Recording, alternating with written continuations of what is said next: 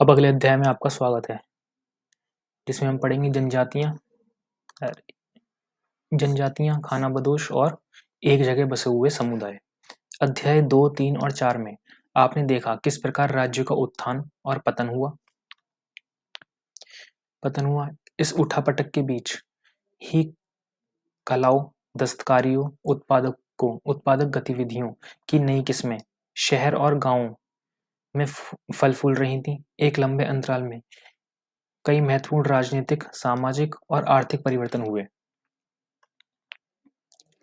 ठीक है, लेकिन सामाजिक परिवर्तन हर जगह एक समान नहीं थे, क्योंकि अलग अलग किस्म के समाज अलग अलग तरीकों से विकसित हुए। ऐसा कैसे और क्यों हुआ, ये समझना महत्वपूर्ण है। इस उपमहाद्वीप के बड़े हिस्से में समाज वर्ण के नियमानुसार पहले से ही विभाजित था। ब्राह्मणों द्वारा सुझाए गए ये नियम बड़े बड़े राज्यों के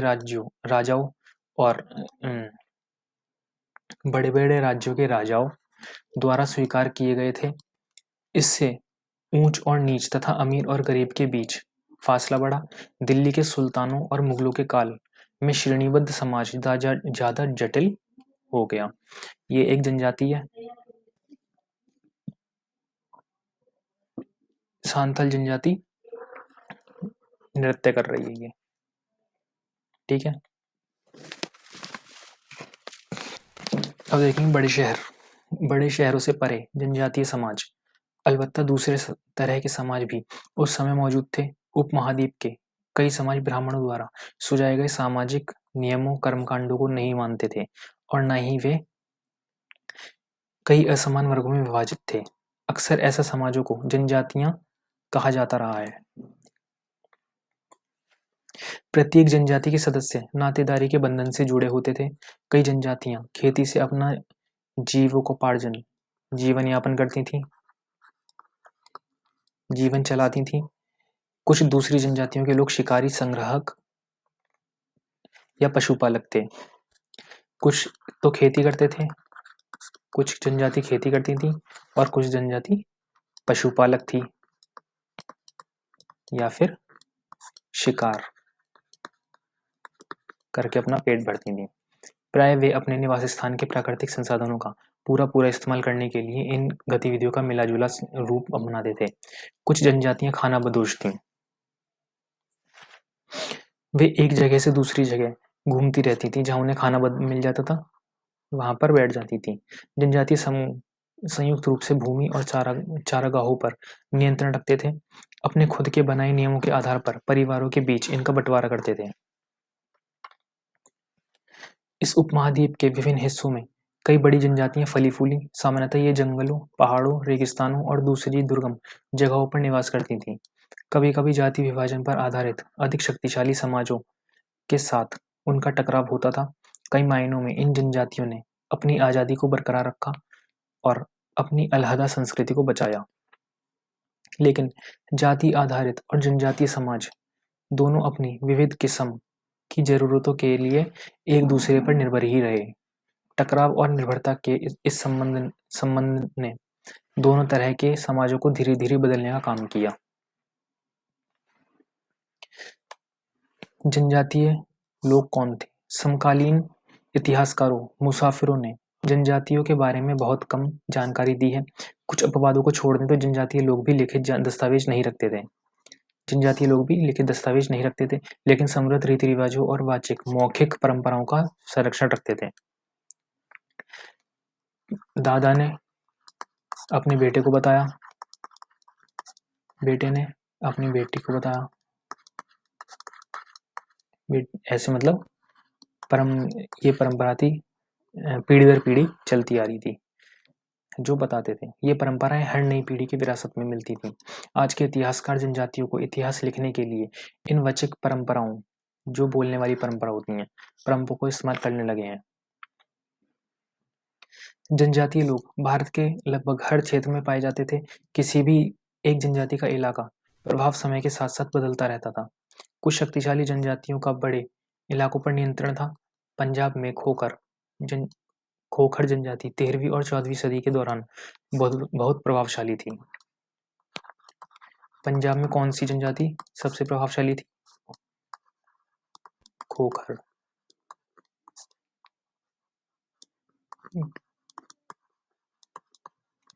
प्रभावशाली थी।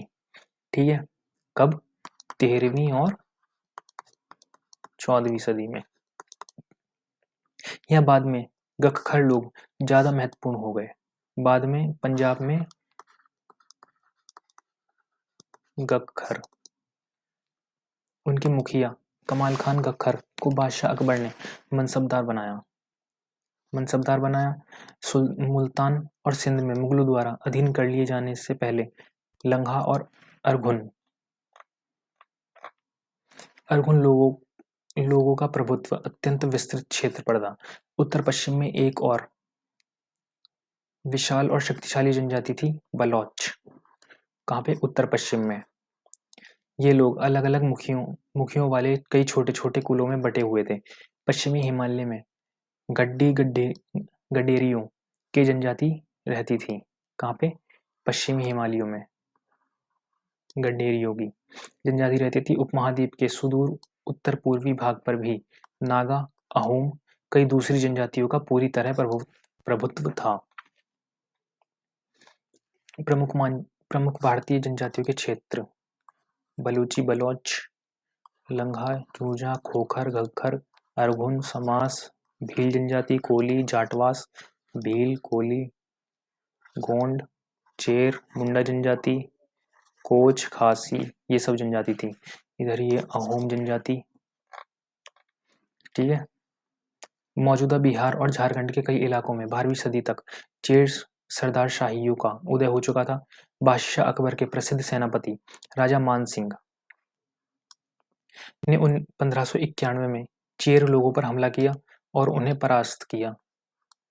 उन्हें लूटकर अच्छा खासा माल इकट्ठा किया गया, लेकिन वे पूरी तरह अधीन नहीं बन गए। ठीक है, औरंगजेब के समय मुगल सेनाओं ने क्या किया? लोगों के कई किलों पर कब्जा किया, इस जनजाति को अपना अधीनस्थ बना लिया। इस क्षेत्र में रहने वाली महत्वपूर्ण जनजातियों में मुंडा और संताल थे। कौन कौन सी महत्वपूर्ण जनजाति थी? मुंडा, जिसका एक नाम भी पड़ा होगा बिरसा मुंडा। बिरसा मुंडा और सांताल जनजाति थी, यद्यपि ये उड़ीसा और बंगाल में भी रहते थे। कर्नाटक और महाराष्ट्र की पहाड़ियां कोली, बेराद और कई दूसरी जनजातियों के निवास स्थान थे। कोली लोग गुजरात के कई इलाकों में रहते थे। कुछ दक्षिण में कोरागा, बेतर, मारवाड़ और दूसरी जनजातियों की विशाल आबादी थी। ये लोग रात में भील जनजाति है जो हिरन का शिकार कर रहे हैं। भीलों की बड़ी जनजाति पश्चिमी और मध्य भारत में फैली हुई थी। 16वीं सदी का अंत आते आते उनमें से कई एक जगह बसे हुए खेतिहार और यहाँ तक कि जमींदार बन चुके थे। तब भी भीलों के कई कुल शिकारी संग्रहक बने रहे। मौजूदा छत्तीसगढ़, मध्य प्रदेश, महाराष्ट्र और आंध्र प्रदेश में गोंड जनजाति जो थी, गोंड लोग बड़ी तादाद में फैले। खानाबदोश और घुमंत लोग कैसे रहते थे? खानाबदोश चरवाहे अपने जानवरों के साथ दूर दूर तक घूमते थे। उनका जीवन दूध और अन्य पशुचारी उत्पादों पर निर्भर था। वे खेतीहर गृहस्थों से अनाज, कपड़े, बर्तन और ऐसी ही कुछ चीजों के लिए ऊन, घी इत्यादि का विनिमय भी करते थे। जैसे ऊन के बदले उन्होंने कोई चीज दे दी, कोई खाना दे दिया या कर कोई जानवर दे दिया। ऐसे जैसे ये दूध था इनके पास और ऊन के बदले उन्होंने दूध ले लिया, ऐसे करके। ये एक चित्र है घुमंतू जनजाति का। घुमंतू व्यापारियों की श्रृंखला भारत की भारी दुनिया से जोड़ती थी। यह मेवा इकट्ठा करके उसे ऊंटों पर लादा जा रहा है।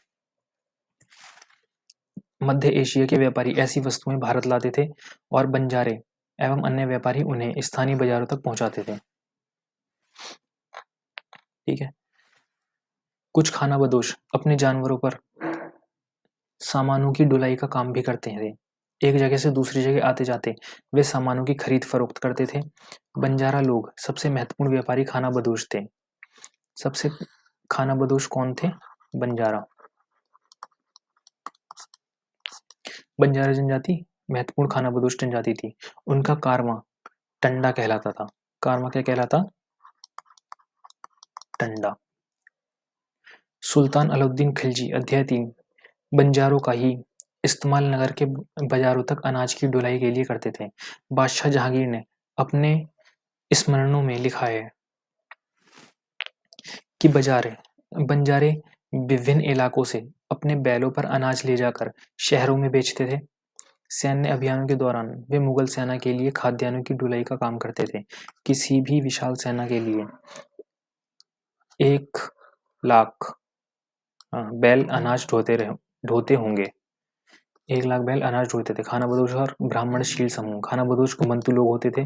उनमें से कई पशुचारी होते थे जो अपनी रेवड़ और पशुवृंद के साथ एक चारागाह से दूसरे चारागाह घूमते रहते हैं। इसी तरह दस्तकार, फेरी वाले और नर्तक, गायक, अन्य तमाशबीन ब्राह्मणशील समूह अपना काम धंधा करते करते एक जगह से दूसरी जगह की यात्रा पर रहते हैं। खानाबदोश और ब्राह्मणशील समूह दोनों अक्सर उस जगह लौटकर आते हैं जहां उन्होंने पिछले साल दौरा किया था। फिर बंजारे के बारे में एक चीज है। 17वीं शताब्दी के आरंभ में भारत आने वाले अंग्रेज व्यापारी पीटर मंडी ने बंजारों का वर्णन किया। सुबह हमारी मुलाकात बंजारों की एक टांडा से हुई जिसमें 14,000 बैल थे। सारे पशु गेहूं, चावल जैसे अनाजों से लदे हुए थे। ये बंजारे लोग अपनी पूरी घर गृहस्थी, बीवी और बच्चे अपने साथ लेकर चलते हैं। एक टंडा में कई परिवार होते हैं। उनका जीने का तरीका उन भारवाहकों से मिलता जुलता है जो लगातार एक जगह से दूसरी जगह जाते रहते हैं। गाय बैल उनके अपने होते हैं। कई बार वे सौदागरों के द्वारा भाड़े पर नियुक्त किए जाते हैं, लेकिन ज्यादातर वे खुद सौदागर होते हैं। अनाज जहां सस्ता उपलब्ध है वहां से खरीदते हैं और उस जगह ले जाते हैं जहां वह महंगा है। वहां से वे फिर ऐसी चीजें ला लेते हैं जो किसी और जगह मुनाफे के साथ बेची जा सकती हैं। टंडा में 6 से 700 तक लोग हो सकते हैं। वे एक दिन में 6 या 7 मील से ज्यादा सफर नहीं करते। यहाँ तक कि ठंड के मौसम में भी अपने गाय बैलों पर से सामान उतारने के बाद वे उन्हें चरने के लिए खुला छोड़ देते हैं क्योंकि यहाँ जमीन पर्याप्त है और उन्हें रोकने वाला कोई नहीं। कई पशुचारी जनजातियां मवेशी, घोड़ों जैसे जानवरों को पालने पोसने और संपन्न लोगों के हाथ उन्हें बेचने का काम करती थी। छोटे मोटे फेरी वालों की विभिन्न जातियां भी एक गांव से दूसरे गांव भ्रमण करती थीं। ये लोग रस्सी, सरकंडे की चीजें, फूस की चटाई, मोटे बोरे जैसे माल बनाते और बेचते थे। कभी कभी भिक्षुक लोग भी घुमंतू सौदागरों का काम करते थे। नर्तकों और गायकों, अन्य तमाशाबीनों की भी जातियां थीं जो विभिन्न नगरों और गांवों में कमाई के लिए अपनी कला का प्रदर्शन करती थीं। ये क्या है? कांसे का मगरमच्छ है। कुटिया कोंड जनजाति द्वारा बनाया हुआ। बदलता समाज, नई जातियां और श्रेणियां। जैसे जैसे अर्थव्यवस्था और समाज की जरूरतें बढ़ती गईं, नए हुनर वाले लोगों की आवश्यकता पड़ी। वर्णों के भीतर छोटी छोटी जातियां उभरने लगीं। उदाहरण के लिए ब्राह्मणों के बीच नई जातियां सामने आईं। दूसरी ओर कई जनजातियों और सामाजिक समूहों को जाति विभाजित समाज में शामिल कर लिया गया और उन्हें जातियों का दर्जा दे दिया गया।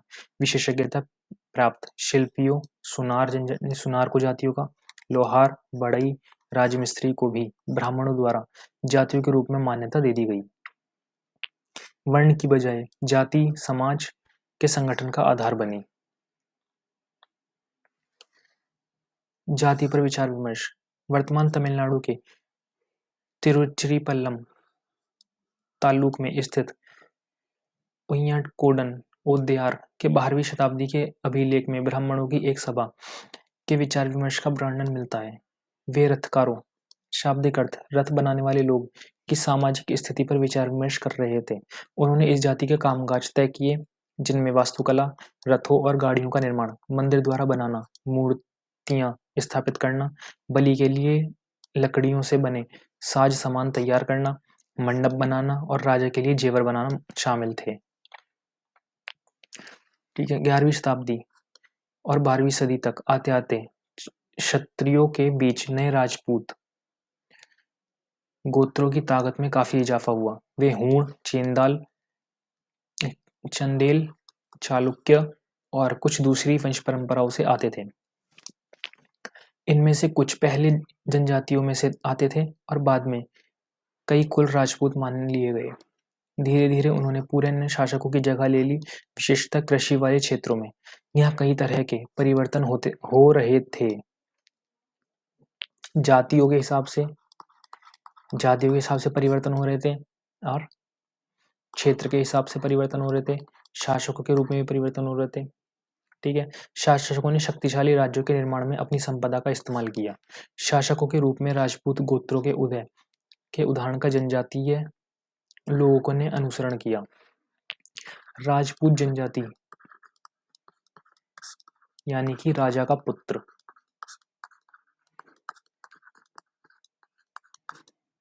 कभी कभी इसमें क्या होता था, राजा अब पुत्र के रूप में सैनिकों सभी को रखता था। सैनिक भी आते थे इसमें और सेनापति भी आते थे। तो राजा अपने इन सभी को, जो उसकी सेना में शामिल थे या जो सेनापति थे, उन सभी को अपना पुत्र कहता था। इसलिए वो धीरे धीरे राजपूत होने लग गए। धीरे धीरे ब्राह्मणों के समर्थन से कई जनजातियां जाति व्यवस्था का हिस्सा बन गईं, लेकिन केवल प्रमुख जनजातीय परिवार ही शासक वर्ग में शामिल हो पाए। उनकी बहुसंख्यक आबादी समाज की छोटी जातियों में ही जगह बना पाई। दूसरी तरफ पंजाब, सिंध और उत्तर पश्चिमी सरहद की प्रभुत्वशाली जनजातियों ने काफी पहले इस्लाम को अपना लिया था। वे जाति व्यवस्था को नकारते रहे। सनातनी हिंदू धर्म के द्वारा प्रस्तावित गैर बराबरी वाली सामाजिक व्यवस्था इन इलाकों में बड़े पैमाने पर स्वीकार नहीं की गई। राज्यों की उत्पत्ति जनजातीय लोगों के बीच हुए सामाजिक बदलाव से गहराई से संबंधित है। हमारे इतिहास के इस महत्वपूर्ण हिस्से को दो उदाहरण नीचे उल्लेखित हैं। ये एक गौंड जनजाति की महिला है। नजदीक से एक नजर डालेंगे। स्थानीय कृषि किसी वन प्रांत के पेड़ों और झाड़ियों को पहले काटा या जलाया जाता है, उसकी राख में ही फसल बो दी जाती है। जब यह जमीन अपनी उर्वरता खो देती है तब जमीन का दूसरा टुकड़ा साफ किया जाता है और इसी तरह से फसल उगाई जाती है।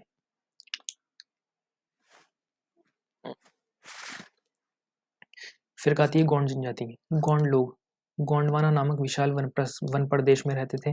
वे स्थानांतरीय कृषि अर्थात जगह बदल बदल कर खेती करते थे।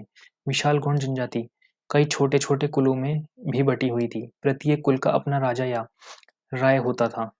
जिस समय दिल्ली के सुल्तान की ताकत घट रही थी, उसी समय कुछ बड़े गौंड राज्य छोटे गौंड सरदारों पर भी हावी होने लगे थे। अकबर के शासनकाल के एक इतिहास अकबरनामा में उल्लेखित गढ़कटंगा गौंड राज्य में 70,000 गांव थे। इन राज्यों की प्रशासनिक व्यवस्था केंद्रीकृत हो रही थी। राज्य गढ़ों में विभाजित थे।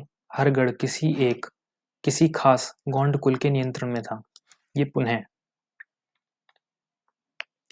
पुनः 84 गांवों की इकाइयों में विभाजित होते थे, जिन्हें 84 कहा जाता था। 84 का उपविभाजन बरहोतों में होता था, जो 12-12 गांवों को मिलाकर बनाते थे। बड़े राज्यों के उदय ने गौंड समाज के चरित्र को बदल डाला। उनका मूलतः बराबरी वाला समाज धीरे धीरे असमान सामाजिक वर्गों में विभाजित हो गया। ब्राह्मण लोगों ने गौंड राजाओं से अनुदान में भूमि प्राप्त की और अधिक प्रभावशाली बन गए। गौंड सरदारों को अब राजपूतों के रूप में मान्यता प्राप्त करने की चाहत हुई। इसलिए गढ़कटंगा के गौंड राजा अमनदास ने संग्राम शाह की उपाधि धारण की। उसके पुत्र दलपत ने मोहाबा के चंदेल राजपूत राजा सालवाहन की पुत्री राजकुमारी दुर्गावती से विवाह किया। ठीक है। फिर दलपत की मृत्यु कम उम्र में ही हो गई। रानी दुर्गावती बहुत योग्य थी। उसने अपने 5 साल के पुत्र वीर नारायण के नाम पर ही शासन की कमान संभाली। उसके समय में राज्य का और अधिक विस्तार हुआ। 1565 में आसिफ खान के नेतृत्व में मुगल सेनाओं ने गढ़कटंगा पर हमला किया। किसने? मुगल सेनाओं ने गढ़कटंगा पर हमला कर दिया। रानी दुर्गावती ने इसका जमकर सामना किया। उसकी हार हुई और उसने समर्पण करने की बजाय मर जाना बेहतर समझा। उसका पुत्र भी तुरंत बाद लड़ता हुआ मारा गया। ये एक दरवाजा है जिस पर गोंड जनजाति, बस्तर क्षेत्र, मध्य प्रदेश, दरवाजे पर गोंड जनजाति की चित्रकारी है। गढ़कटंगा एक समृद्ध राज्य था। इसने हाथियों को पकड़ने और दूसरे राज्यों में उनका निर्यात करने के व्यापार में खासा धन कमाया। जब मुगलों ने गोंडों को हराया तो उन्होंने लूट में बेशकीमती सिक्के और हाथी बहुतायत में हथिया लिए। उन्होंने राज्य का एक भाग अपने कब्जे में ले लिया और शेष वीर नारायण के चाचा चंदेर शाह को दे दिया। गढ़कटंगा के पतन के बावजूद गोंड राज्य कुछ समय तक चलता रहा, लेकिन वे काफी कमजोर हो गए और बाद में अधिक शक्तिशाली बुंदेलों और मराठों के खिलाफ उनके संघर्ष असफल रहे। फिर आता है अहोम लोग मौजूदा म्यांमार से आकर 13वीं सदी में ब्रह्मपुत्र घाटी में आ बसे। उन्होंने भूस्वामी भुइयां लोगों की पुरानी राजनीतिक व्यवस्था का दमन करके नए राज्य की स्थापना की। 16वीं सदी के दौरान उन्होंने चुटियों 1523 और कोच हाजो 1581 के राज्यों को अपने राज्य में मिला लिया। उन्होंने कई अन्य जनजातियों को भी अधीन कर लिया। अहोमों ने एक बड़ा राज्य बनाया। इसके लिए 1530 के दशक में ही इतने वर्षों पहले अगन्य अस्त्रों का इस्तेमाल किया। 1660 तक आते आते वे उच्च स्तरीय बारूद और तोपों का निर्माण करने में सक्षम हो गए थे। लेकिन अहोम लोगों को दक्षिण पश्चिम से कई आक्रमणों का सामना करना पड़ा। 1662 में मीर जुमला के नेतृत्व में मुगलों ने अहोम राज्य पर हमला किया। 1662 में मीर जुमला के नेतृत्व में मुगलों ने अहोम राज्य पर हमला किया। बहादुरी से सामना करने के बावजूद अहोम लोगों की पराजय हुई, लेकिन उस क्षेत्र पर मुगलों का प्रत्यक्ष नियंत्रण ज्यादा समय तक बना नहीं रह सका। अहोम राज्य बेगार पर निर्भर था। राज्य के लिए जिन लोगों से जबरन काम लिया जाता था वे पाइक कहलाते थे। अहोम राज्य में एक गणना की गई थी। प्रत्येक गांव को अपनी बारी आने पर निश्चित संख्या में पाइक भेजने होते थे। इसके लिए जनगणना के बाद सघन आबादी वाले इलाकों से कम आबादी वाले इलाकों में लोगों को स्थानांतरित किया गया था। इस प्रकार अहोम कुल टूट गए। अहोम कुल क्या हो गए? टूट गए। 17वीं शताब्दी का पूर्वार्ध पूरा होते होते प्रशासन खासा केंद्रीकृत हो चुका था। लगभग सभी वयस्क पुरुष युद्ध के दौरान सेना में अपनी सेवाएं प्रदान करते थे। दूसरे समय में वे बांध, सिंचाई व्यवस्था इत्यादि के निर्माण या अन्य सार्वजनिक कार्यों में जुटे रहते थे। अहोम लोग चावल की खेती के नए तरीके भी अमल में लाए। अहोम समाज, ये भी हो सकता है क्वेश्चन, एक प्रश्न ये भी हो सकता है, अहोम लोग चावल की खेती नए तरीके से अमल में लाए। अहोम समाज कुलों में विभाजित था, जिसे खेल कहा जाता था। वहां दस्तकारों की बहुत कम जातियां थीं।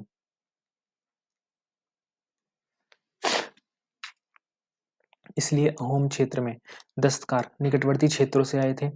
एक खेल के नियंत्रण में प्राय कई गांव होते थे।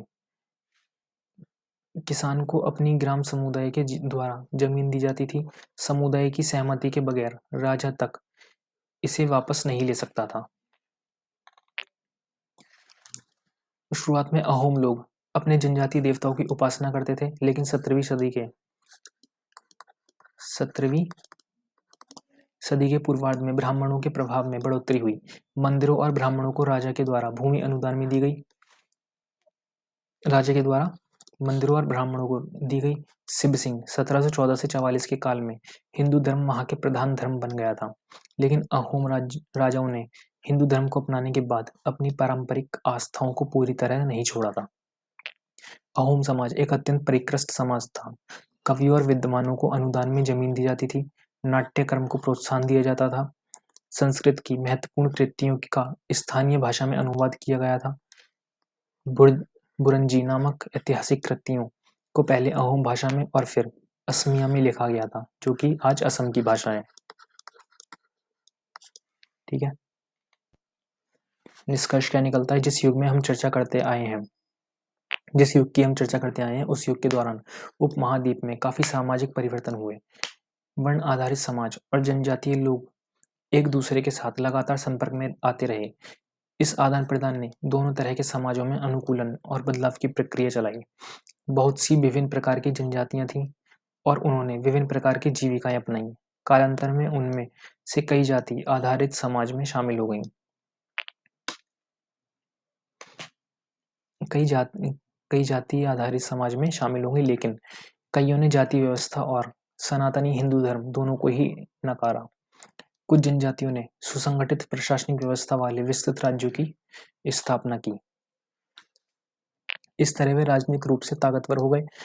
इसने उन्हें 72 और अधिक जटिल राज्यों और साम्राज्यों के साथ संघर्ष की स्थिति में ला खड़ा किया। अन्यत्र में मंगोल एटलन मंगोलिया ढूंढिए। इतिहास में सबसे प्रसिद्ध पशुचारी और शिकारी संग्राहक जनजाति मंगोलों की थी। वे मध्य एशिया के घास के मैदानों, स्टेपी और थोड़ा उत्तर की ओर के वन प्रांतों में बसे हुए थे। 1206 में चंगेज खान ने मंगोल और तुर्की जनजातियों में एकता पैदा करके उन्हें एक शक्तिशाली सैन्य बल में बदल डाला। किसने? चंगेज खान ने। अपनी मृत्यु के समय 1227 वह एक सुविस्तृत प्रदेश का शासक था। उसके उत्तराधिकारियों ने एक विशाल साम्राज्य खड़ा किया। अलग अलग समय में इसके अंतर्गत रूस, पूर्वी यूरोप, चीन तथा मध्य पूर्व का एक खासा बड़ा हिस्सा शामिल था। मंगोलों के पास सुसंगठित सैन्य एवं प्रशासनिक व्यवस्थाएं थीं। ये विभिन्न जातीय या धार्मिक समूहों के समर्थन पर आधारित थीं। ठीक है, अब एक बार पूरा रिवीजन कर लेते हैं। इसमें ज़्यादा कुछ इम्पोर्टेंट है नहीं, फिर भी देख लेते हैं। दो तरीके के लोग होते थे, दो तरह की जनजाति होती थी। एक खेती पर निर्भर थी और एक पशुपालक या शिकार पर निर्भर होती थी। ठीक है, खानाबदोश जनजाति दो तरह। स्टार्टिंग में क्या होता था कि बोल कर बताने वाले था, बोलकर याद कर लिया। उन्होंने पीढ़ी दर पीढ़ी चलता रहा। दादा ने अपने बेटे को बताया, बेटे ने अपने बेटे को बताया, ऐसे करके चलता रहता। तो जाति की जानकारी इस हिसाब से चलती थी। पंजाब में पहले खोकर जाति थी, वो प्रभावशाली थी। फिर 13वीं-14वीं शताब्दी में ये गखकर लोग ज्यादा महत्वपूर्ण हो गए थे वहां पे। जनजाति के प्रदेश हैं।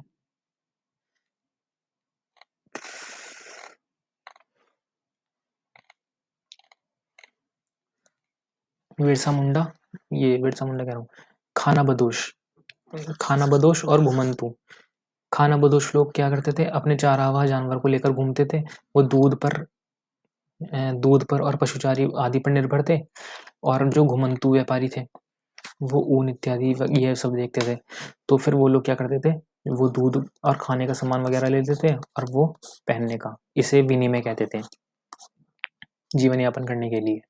फिर एक बंजारा जनजाति थी। बंजारा जो लोग व्यापार करते थे वो टंडा कहलाते थे। एक साथ बहुत सारे बैल, गाय, भैंस ये सब चला करते थे।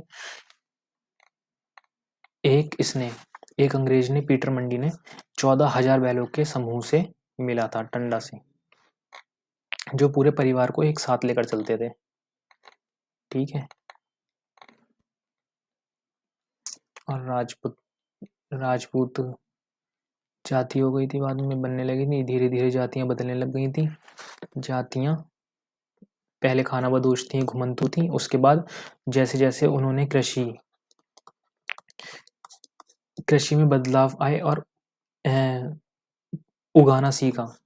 पहले खाना ये अपने आप उगता था, तो खानाबदोश जो लोग होते थे, जहाँ पर खाना मिलता था, जहाँ पर अपने आप पेड़ पौधे मिलते थे, वहां पर जाके रुक जाते थे कुछ टाइम के लिए।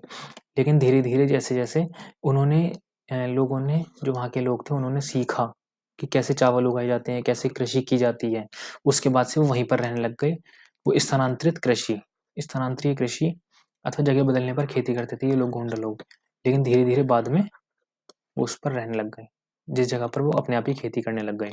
तो उसके बाद राजपूत जाति बनने लग गई और ब्राह्मण जाति होने लग गई। ब्राह्मणों का काम पढ़ना था। फिर उन्होंने हर जाति को एक जाति में बदल दिया। जिस तरीके से जो काम करते, जो कृषि करते थे, उनकी एक अलग जाति बना दी। जो व्यापार होते थे उनको बनिया कहने लग गए, या फिर सोने का काम करते थे वो सुनार हो गए।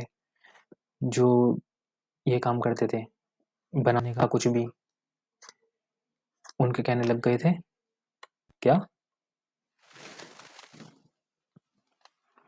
बस्तर जनजाति हो गई।